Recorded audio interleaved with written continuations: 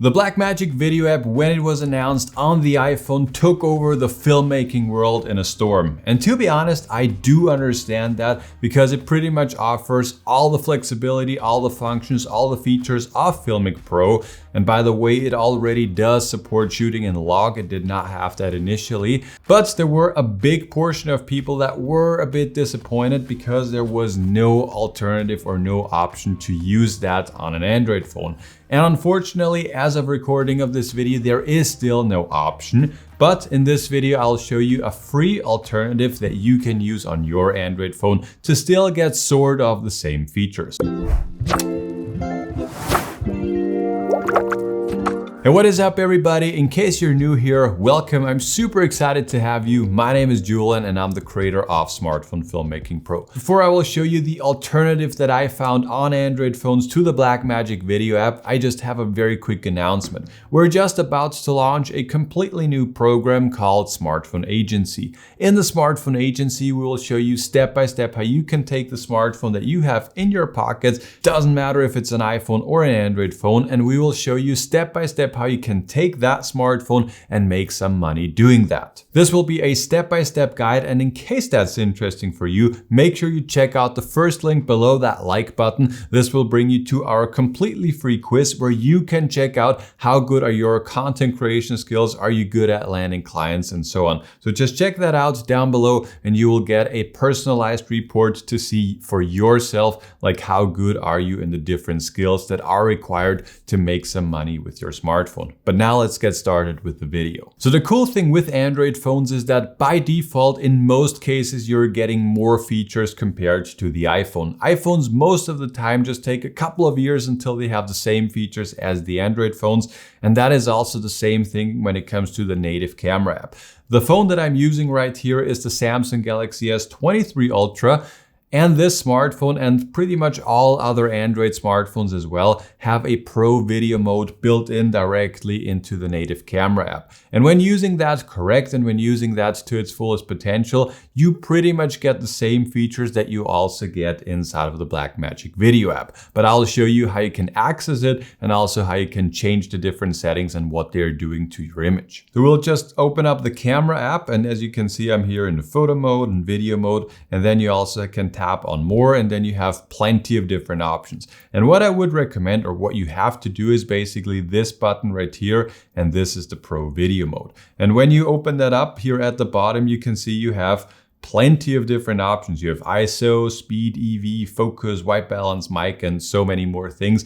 And I will basically just walk you through all the different things, and I will tell you like what they are doing and how they're affecting your image. The cool thing with the Pro Video mode on Android is that you can also dial in all the different settings that you would like to change. So for example, the ISO, this is basically the sensitivity of your sensor. So the higher you put this up, the brighter your image gets, but also the grainier your image gets. So try to keep this low, like below 400 would be ideal. And there you can basically just dial that in. Next up is the shutter speed. And this is basically, this determines like how much motion blur your image has. The video that you're seeing right here is shot at 25 frames per second and has a shutter speed of 1/50th. So as you can see, I have the same settings also on the S23 Ultra right now. But if I would bring that down to like 1/30th, and if I'm moving around, you can see that there's lots of motion blur. So the smaller the number there, the more motion blur you will have. And you can just use that for different techniques. For example, you could be using that to get some very stylized low shutter effects. Next to that is the focus, and there you can dial in the focus manually. So for example, as you can see, this is now the closest focus that you get, and you do also get some peaking. So for example, if you're not quite sure like where is the focus, basically the green parts of the image will just show you like this is what's in focus, but then you could also change that focus and focus like to infinity if you're shooting the sky, for example. So you could be doing that manually, and also if you wanted to do some focus or rack focuses or something like this, you could be doing that easily, but there are also like plenty of different AF options and you can just dial that in.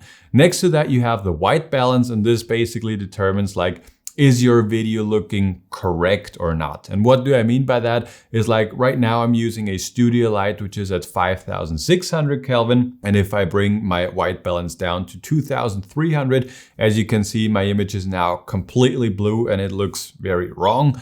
And if I bring that up to like 10,000, you can see that it looks like, I don't know, I'm lit by just a candle. So this is basically where you can set the whites so that they actually look white. Next to that, you have the mic. You can see you can omnidirectional, so you can basically pick up everything. Then you can use the mic in the front, in the rear, and then you can also connect a USB microphone or connect a microphone via Bluetooth. And I have not connected anything right now, but if you did that, you could basically just pick like, okay, I want my audio source to be coming from that USB Type-C port. And that's very handy. Like for example, if you're using a Bluetooth microphone or if you're using like an on-camera microphone, this is very cool to have that option. And by the way, all of these things, this is basically the same thing that you could also be doing in the Blackmagic app. And then last but not least, at the very right, you have zoom, and there you could, I cannot zoom out, but I could be zooming in.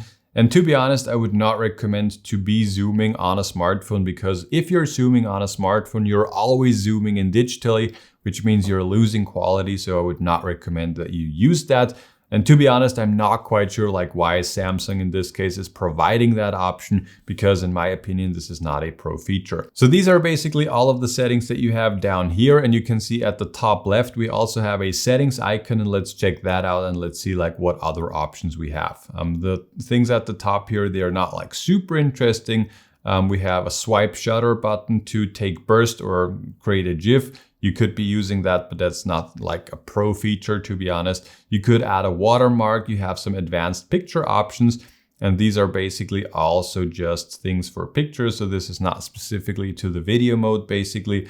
Auto FPS is enabled by default in the Pro Video mode, which to be honest makes a lot of sense. Then you have video stabilization. You can turn that on and off. And for example, if you're using an add-on lens with your S23 Ultra, I would always turn off the video stabilization, because if you're using an add-on lens and you have turned on the video stabilization, the lens and the smartphone, they are sort of fighting against each other, and then you will have some weird artifacts. So if I'm using an add-on lens, then I'm basically always turning that off. Let's check out the advanced video options. You have high efficiency and most compatible. I cannot change that in the Pro Video mode. I can change that in the regular video mode. So that's a bit weird, to be honest. We can turn on the grid lines, shooting methods, and we have voice commands. So to be honest, there is not like a lot that you can change there. So this is probably like the biggest difference when it comes to the Pro Video mode on an Android phone and having something like a proper app like on the iPhone, the Blackmagic app.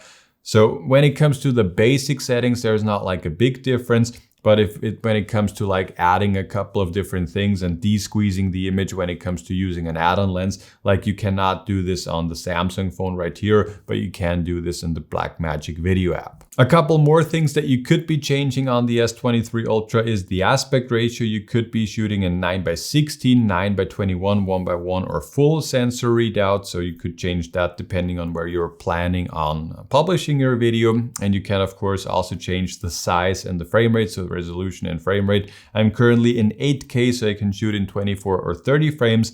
And that is basically it. You can also see that in the Pro Video mode, you can see the audio levels. It's not like in the Blackmagic Video app where you can actually dial in the volume that you want. You can basically just see like, okay, my volumes are in a proper level basically, but you cannot change that. And at the top right here, you can see a very small histogram. Like this is probably not like super helpful, but it is a pro feature and it is nice that you at least get the option. So in conclusion, I think the Pro Video mode that you get on Android phones is pretty good, especially if you are just starting out. By the time you are more experienced and you want to get like the absolute best out of your smartphone, if you want to turn down the sharpening and, you know, actually get a more cinematic image, or if you plan on using add-on lenses and especially an anamorphic lens, for example, where you want a de-squeeze, then the Pro Video mode on the Samsung in this example gets to its limits.